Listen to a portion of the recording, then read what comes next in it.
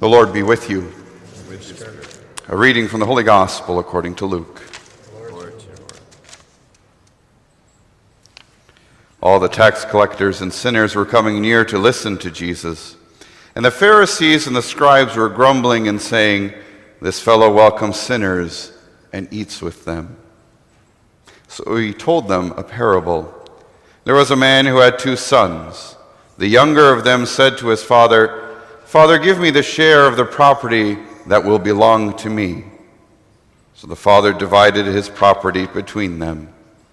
A few days later, the younger son gathered all he had and traveled to a distant country, and there he squandered his property in dissolute living.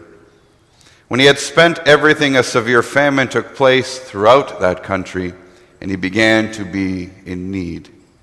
So he went and hired himself out to one of the citizens of that country, who sent him to his fields to feed the pigs. The young man would gladly have filled himself with the pods that the pigs were eating, and no one gave him anything. But when he came to himself, he said, "How many of my father's hired hands have bread enough to spare? But here I am dying of hunger. I will get up and go to my father, and I will say to him, 'Father, I have sinned against heaven and before you. I am no longer worthy to be called your son. Treat me like one of your hired hands.' So he set off and went to his father. But while he was still far off, his father saw him and was filled with compassion. He ran and put his arms around him and kissed him. Then the son said to him, 'Father, I have sinned against heaven and before you. I am no longer worthy to be called your son.'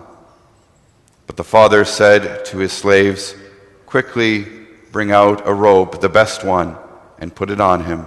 Put a ring on his finger and sandals on his feet, and get the fatted calf and kill it. And let us eat and celebrate, for this son of mine was dead and is alive again. He was lost and is found.' And they began to celebrate. Now his elder son was in the field, and when he came and approached the house, he heard music and dancing. He called one of the slaves and asked what was going on. The slave replied, 'Your brother has come, and your father has killed the fatted calf, because he has got him back safe and sound.' Then the elder son became angry and refused to go in. His father came out and began to plead with him, but he answered his father, 'Listen, for all these years I have been working like a slave for you. I have never disobeyed your command. Yet you have never given me even a young goat, so that I might celebrate with my friends. But when this son of yours came back, who has devoured your property with prostitutes, you killed the fatted calf for him.' Then the father said to him, 'Son, you are always with me, and all that is mine is yours. But we had to celebrate and rejoice because this brother of yours was dead and has come to life. He was lost and has been found.'" This is the gospel of the Lord. Praise the Lord Jesus Christ.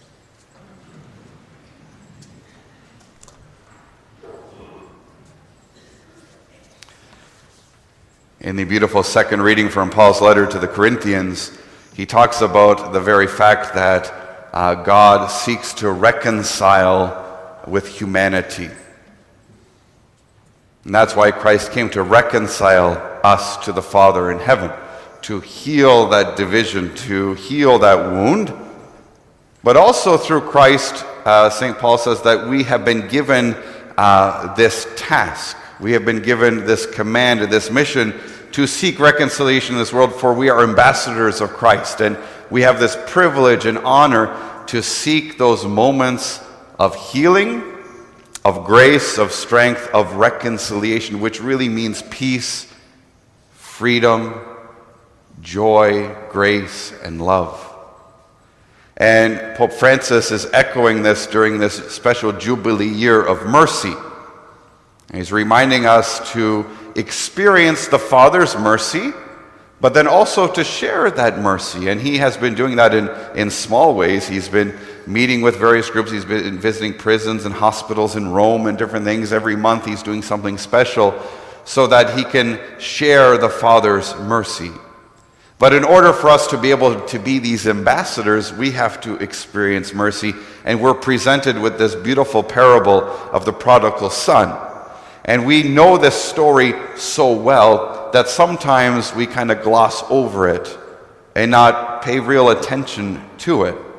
It's a beautiful parable of reconciliation and healing of relationships. Even Bob Perrin, during the parish mission, talked about our relationships with God and relationships with one another, and he shared stories about his relationships with his family, and the last night about reconciling with his father. And so Lent is this special time to reconnect with God in a very special way, to seek his forgiveness and his love, and then to share that. And the story of the prodigal son is a great one because it's all about the father in this story. We kind of focus on the younger son who basically, of course, asks his father, give me the share of my inheritance, which basically says, I hope you're dead now so I can get my money. It's basically what it was. And the father said, okay, we'll divide it up. Take your share of the inheritance. Go ahead. And he goes and he squanders it, wastes it, while the elder son remains with his father working away.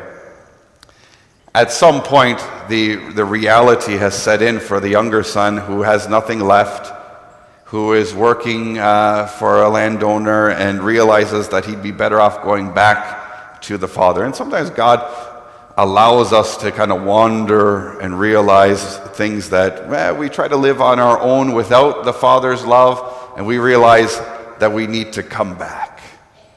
And the younger son recognizes his mistakes and feels unworthy to be called the son, and has a plan to return and ask for forgiveness.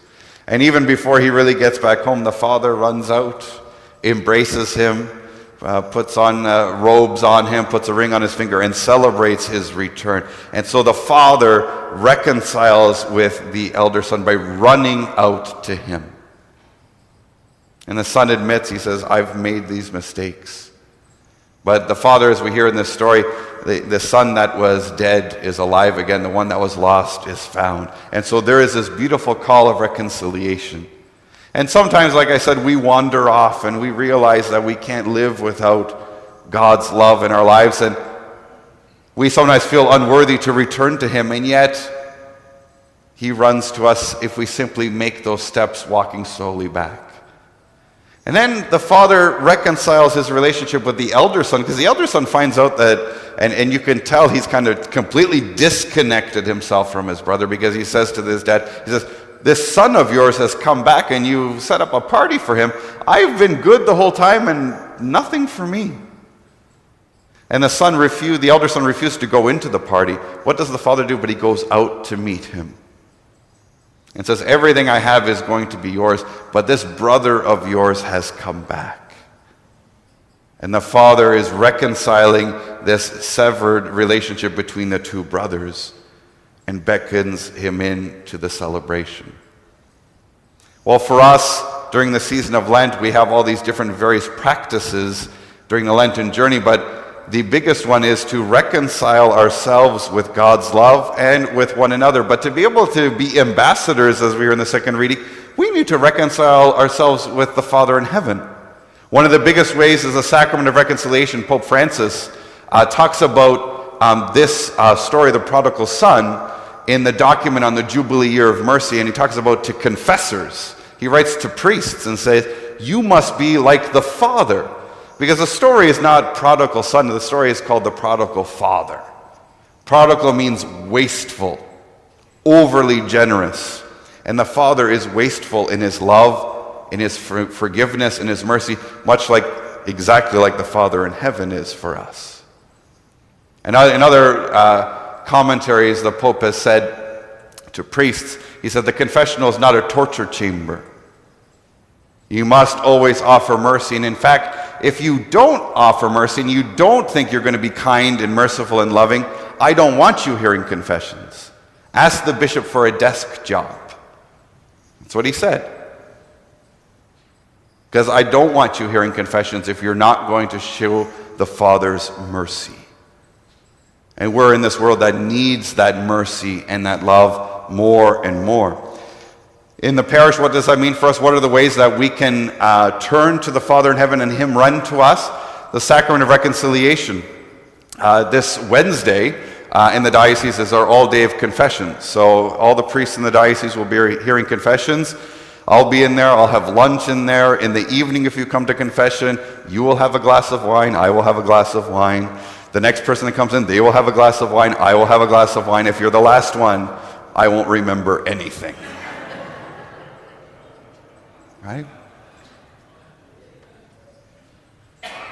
And it's hard sometimes to go. If you haven't been in a long time, I rejoice, I congratulate, I celebrate the fact that you've come. Every priest will. We simply need to encounter and experience God's mercy and forgiveness, and that heals us.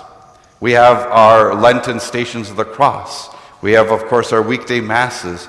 We have this Thursday night holy hour. One of the things Bob Perrin talked about is this opportunity of silence in prayer. We can come before the Blessed Sacrament. We're going to have some music. We're going to have a little bit of reflection, but there's also quiet time to just come before Jesus and just be at peace and just to lay down all our burdens, all our needs, all our things before Him and ask Him to heal and to strengthen us. When we do experience that love, then we can also be wasteful in our mercy, in our forgiveness, but we need to experience it first. So as we continue in our Mass, the Father in the story is abundantly generous in healing those relationships. We are ambassadors of Christ in this world. We have been offered and given peace, mercy, and forgiveness. May we offer that to those in our lives. May we seek healing and reconciliation and strength. May we seek to be Christ for one another. And then in that peace and in that strength and in that mercy, we truly see the glory of the resurrection.